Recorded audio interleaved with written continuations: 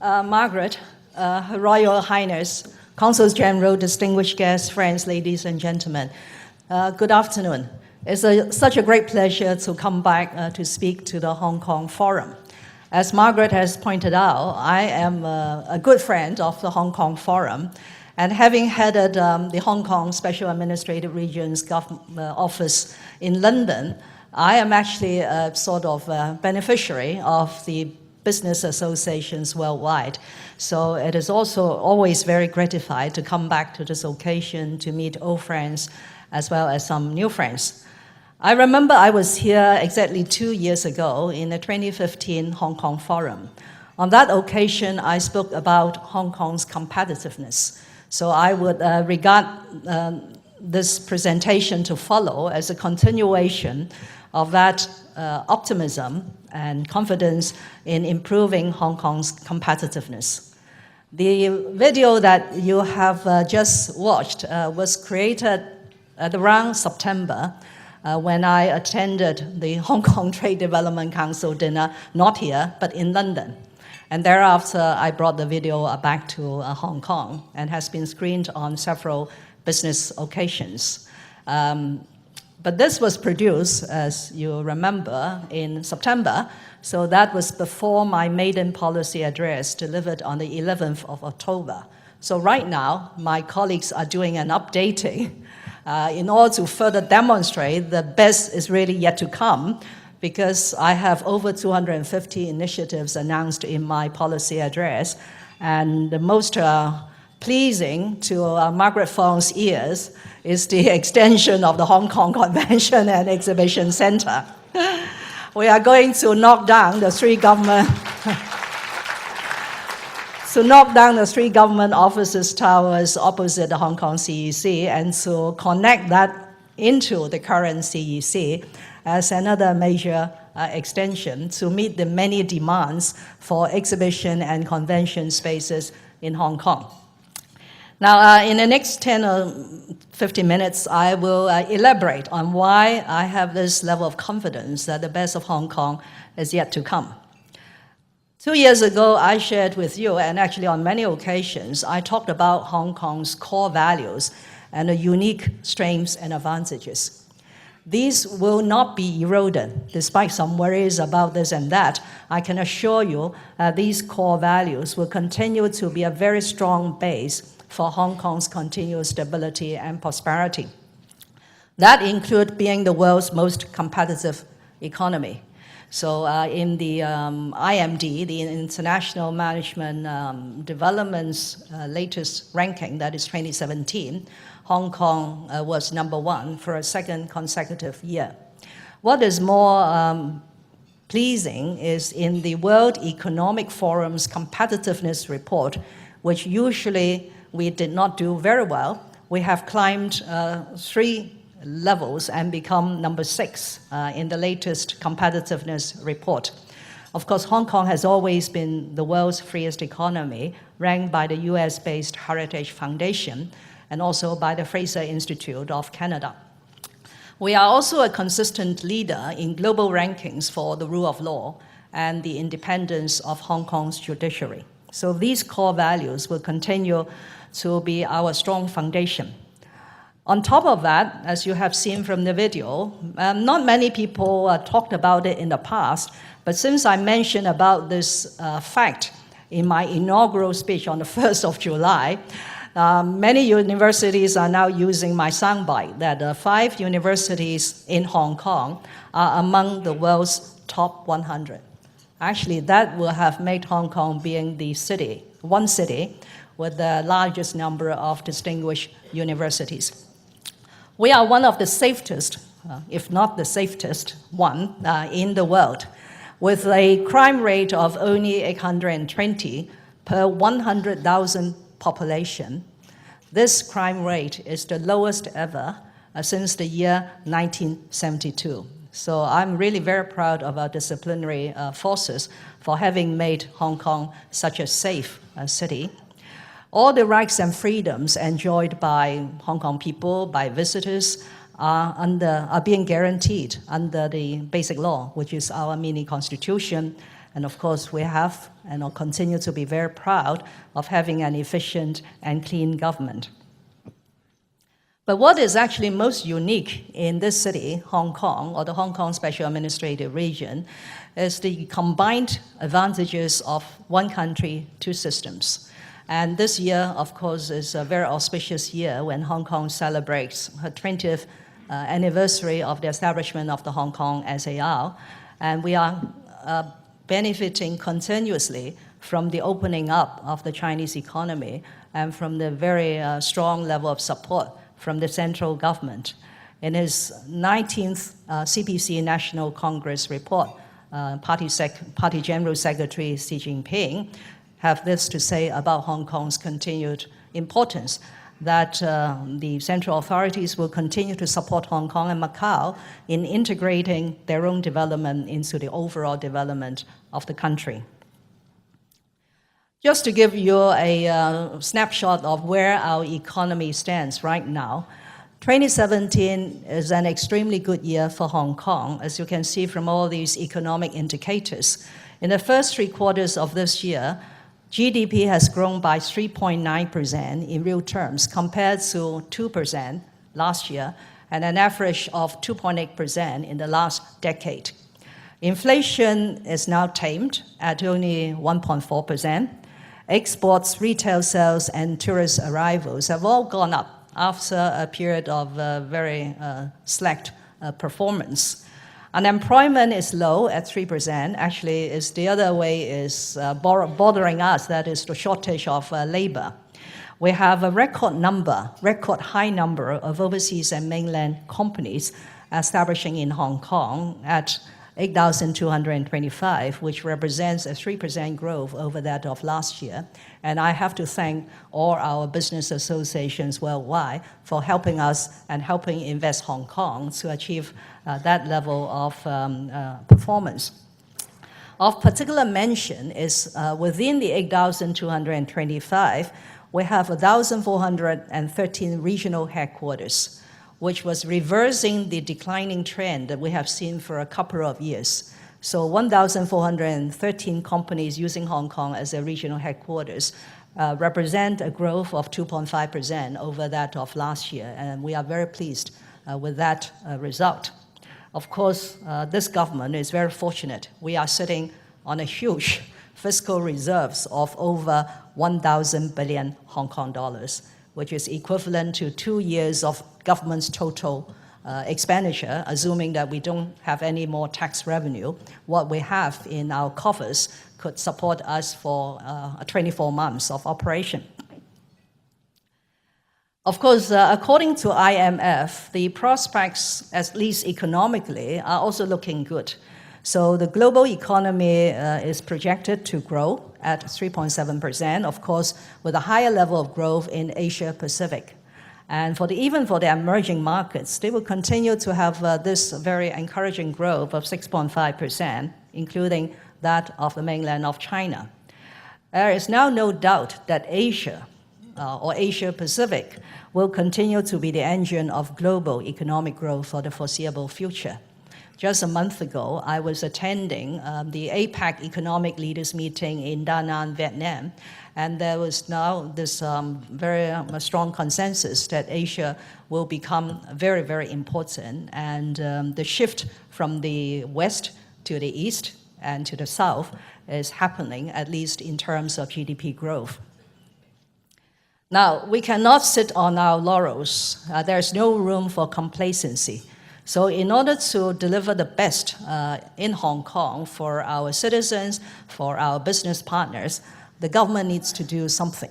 There's in fact a lot of things.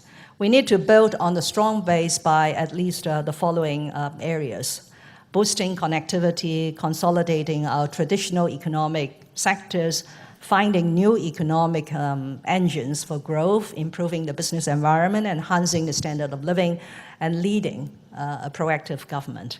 And these are all set out in rather clear terms, in detail, in the policy address that I delivered on the 11th of October this year. Now, boosting connectivity, let's start with the physical side.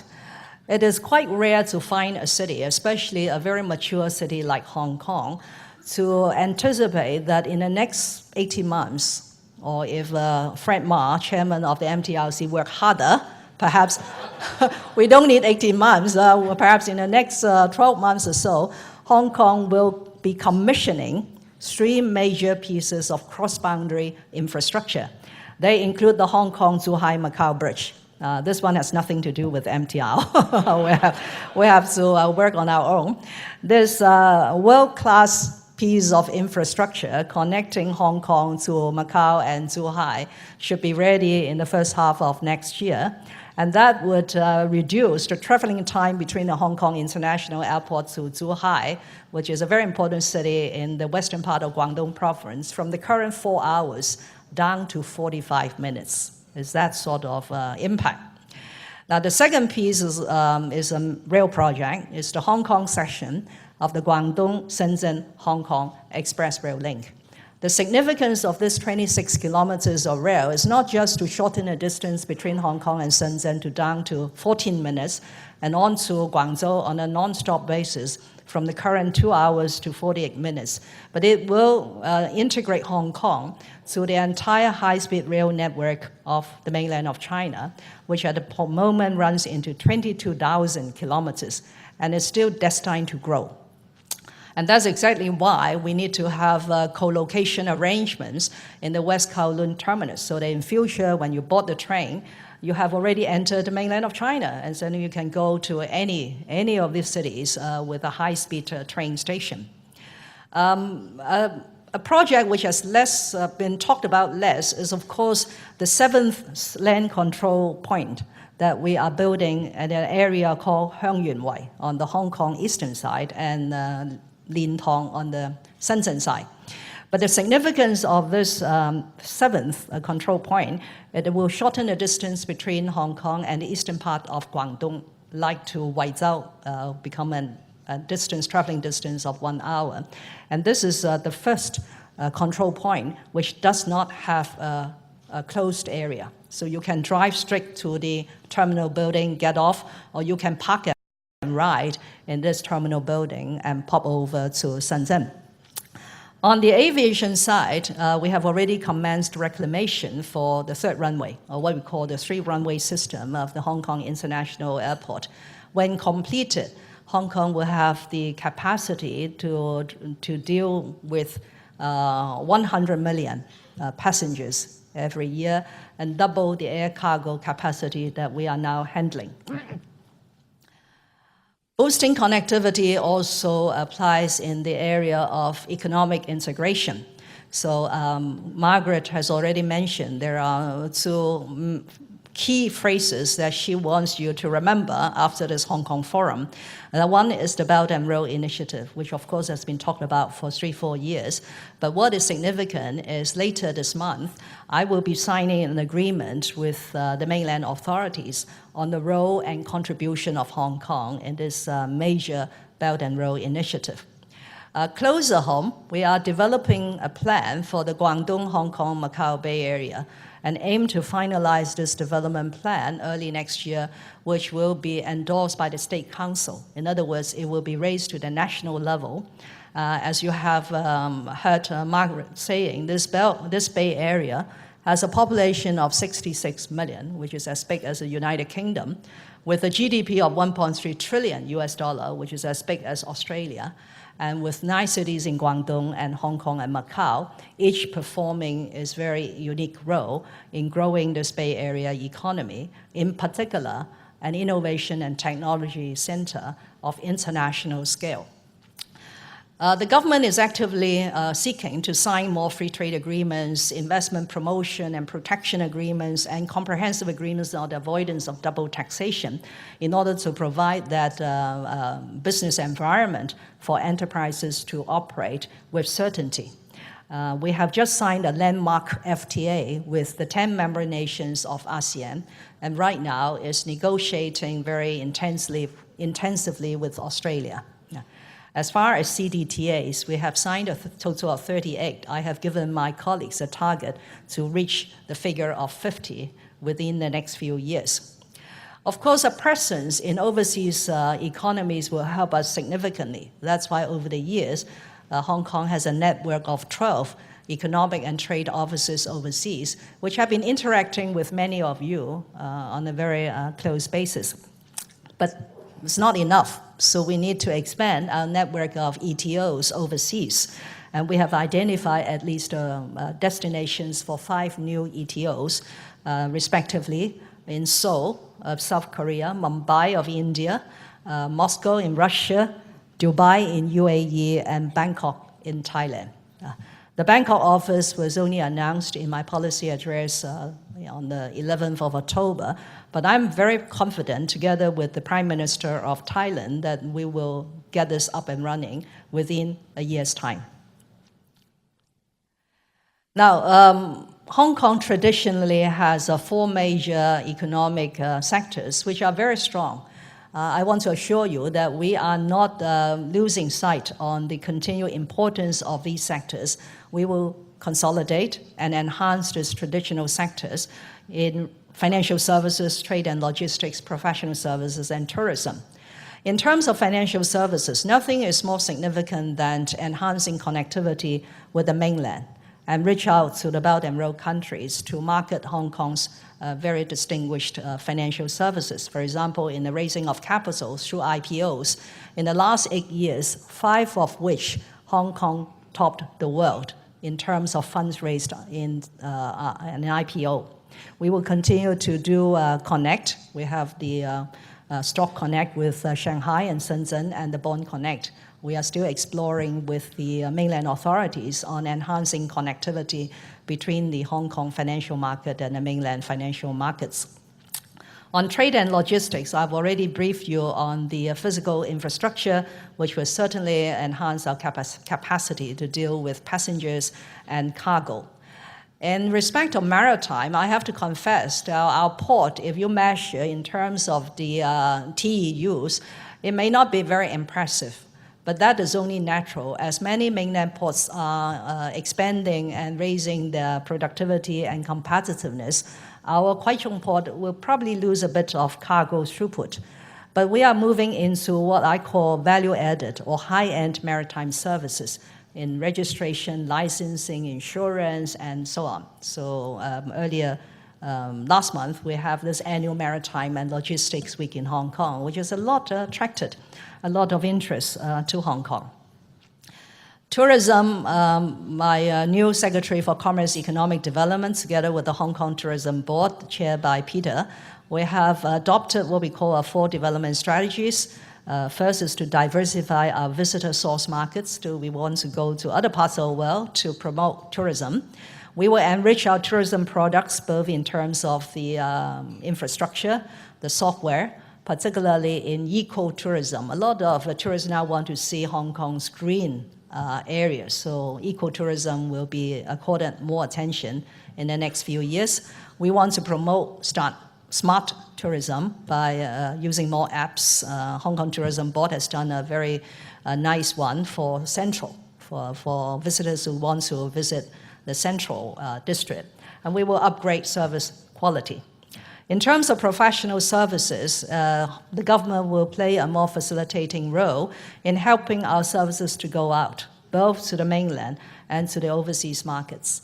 And we want to make Hong Kong into a training center for aviation, maritime, city management, construction industry, railway, and so on. So this also helps us to attract a lot of talents to Hong Kong. But it is in the 2 major new economic sectors that we will really do a lot of catching up and provide more resources and policies. One is innovation and technology. I personally will chair a steering committee which will meet for the first time later this week to follow up on the 8 major areas that I have outlined in my policy address in order to push the development of innovation and technology, including increasing resources in research and development. Apart from government injections for R&D, I'm incentivizing enterprises to spend on R&D by providing for the first time a super tax deduction. In other words, you will get a deduction which is of a higher value than what you have actually spent and R&D. At the moment, we are proposing a 300% tax deduction for the first 2 million of R&D expenditure by corporations, and beyond the 2 million will be a 200% deduction. We need really to attract more talents to Hong Kong, to provide venture capital, and also to work with overseas and mainland research institutions. The map you see here is an area what we call the Lok Ma Chau Loop, which is very close to Shenzhen. In January this year, I signed a deal with the Shenzhen municipal government to develop that area, which is about slightly less than 1 square kilometer, into a second science park for Hong Kong. And of course, as I've just mentioned, in the Bay Area, we do have an ambition. Together with Guangdong, we will produce an international INT hub in this part of the world. Creative industries have been very much in the headline this week because we are right now in the midst of the Business of Design Week. We have fashion, we have product, we have services, and so on. So again, my Secretary for Commerce Economic Development have a multi-pronged approach to promote creative industries in Hong Kong, ranging from movies to animation to product design and interior design and so on. We also strengthen cooperation with Shenzhen. So the photo you see here is the sort of launching of a joint project between Hong Kong and Shenzhen in an area called Qianhai. Is to develop a Hong Kong-Shenzhen design hub in an area of Qianhai. And we will put more emphasis on promoting design and creativity in education. In the same way that we need to nurture STEM education to produce the next generation of scientists for Hong Kong's INT development. I'm sure you are all very concerned about Hong Kong's business environment. It will continue to be a very friendly business environment. The government has to be proactive in providing the land to meet the various economic needs. It will be very pleasing to you that I have proposed to reduce taxes. And this is very affordable, unlike in another part of the world where people are very worried about those tax reductions. In this city, this tax reduction proposal of the Hong Kong SAR government is, in my view, very affordable. For the first time, again, we will introduce a two-tier profits tax system by charging a lower rate on the first 2 million of profits, that is a half of the 16.5, that is 8.25% rate for the first 2 million of profits. And thereafter, it will be subject to 16.5% flat rate. The purpose is really, of course, to benefit the small and medium enterprises and also to encourage more startups to be established in Hong Kong. I know that we do have a manpower shortage, both at the talent level and at the sort of worker level. So the Chief Secretary for Administration is leading a team to map out Hong Kong's long-term manpower needs, and we will facilitate talent admission into Hong Kong. A good story needs to be told, and to be told in clear and loud terms. So my government, starting from myself, we will be doing far more overseas promotion and publicity in the next few years. And I hope our business associations worldwide will be our supporter and our co-organizer in some of the events that we will do in the overseas economies. People who come to Hong Kong to invest and work, especially those bringing young families, they also want to see a good standard of living. So we are not losing sight on the one hand promoting Hong Kong's economic development, but at the same time ensuring that Hong Kong is a very livable city. So this is achieved through what we call inclusive growth. So the government is at the same time doing a lot on poverty alleviation, on education, on helping the disabled, so that everybody shares the benefits of the economic growth and Hong Kong becomes a more stable and peaceful and harmonious place for businesses to invest. Arts and culture, as you know, is very close to my heart. Being the chairman of the West Kowloon Cultural District Authority Board for the last 4.5 years, I am very convinced that Hong Kong stands a very good chance to become the arts and cultural hub in Asia, because of the many things that we have now in the pipeline, including the many venues on the West Kowloon Cultural District site. One of these, which we will open before the end of next year, is the Xiqu Center. That is a Chinese operatic center that you see here. The photo here is a very iconic building, which of course you can already see it from this side to the other side of the harbor. Sports is also very important. Apart from keeping our people healthy, it is also a very good attraction for tourism. We are investing very heavily in the Kai-Tak Sports Complex with a large venue of 50,000 seats with a retractable roof, which is good for both sports events and entertainment events.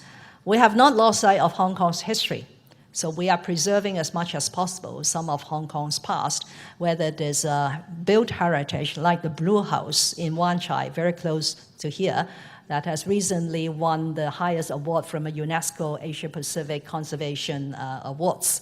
And also in terms of intangible culture, like Chinese Cantonese opera and other festivals and so on. We also aim to be a very green city. So my Secretary for Environment is now tasked to tackle this climate change with very ambitious targets to reduce carbon emission between now and 2020. But of course, having said all these things, in my view, the more important thing is to have a proactive government, which is very determined to deliver all the things that we have promised. And of course, at the same time, very humble to listen to what the stakeholders and the business community have to tell us in order to make the situation better. Throughout my election campaign and in my policy address, I have succinctly summed up what I see as a proactive government. One is, in this day and age, with a lot of global competition, it is very difficult for government to continue to have a slightly sort of laissez-faire approach. We need to be somewhat more proactive. So I have advocated that in addition to playing the traditional roles of being a service provider, to being a regulator, we should at least perform better in two of these additional roles. One is to facilitate, as a facilitator. So you have heard it, I mentioned this term that we will facilitate this, we will facilitate that in my presentation. We should also be a very good promoter or a salesman. We need to go out to tell the Hong Kong story. And of course, if we can't do it on our own, we need you people to help us to promote Hong Kong. And over the years, our business associations worldwide have been doing such a wonderful job in support of the Hong Kong Trade Development Council. I have every confidence that you will continue to be our best ambassadors abroad. We need a new style of governance, which is willing and ready to listen, which is inclusive, which is a very caring and compassionate government, and determined to put things into action. So this buzzwords that you are seeing in my sort of election campaign is we care, we listen, and we act. It's going to dominate my style of governance in the next few years. And we are very fortunate to be able to have very strong fiscal reserves, so thanks to former financial secretaries who have given us this huge endowment. But it is for me and my government to make good use of this fiscal reserve, to make timely investments, to raise Hong Kong's competitiveness, to spend on education, to nurture the next generation, and also to build an inclusive society by spending on welfare, on services for the disabled, and so on. So with that, and with the support of all of you in the audience, being our distinguished partners over the years in the capacity as Hong Kong Business Associations, I am very confident that the best of Hong Kong is yet to come. Thank you very much.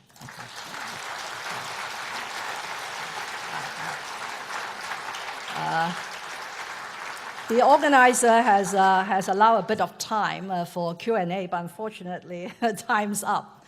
If anyone has a desperate question you need to ask the CE, I'm happy to answer one or two questions before I leave the room. No question? Everything is very clear, right? Okay. All right, in that case, thank you very much. Thank you.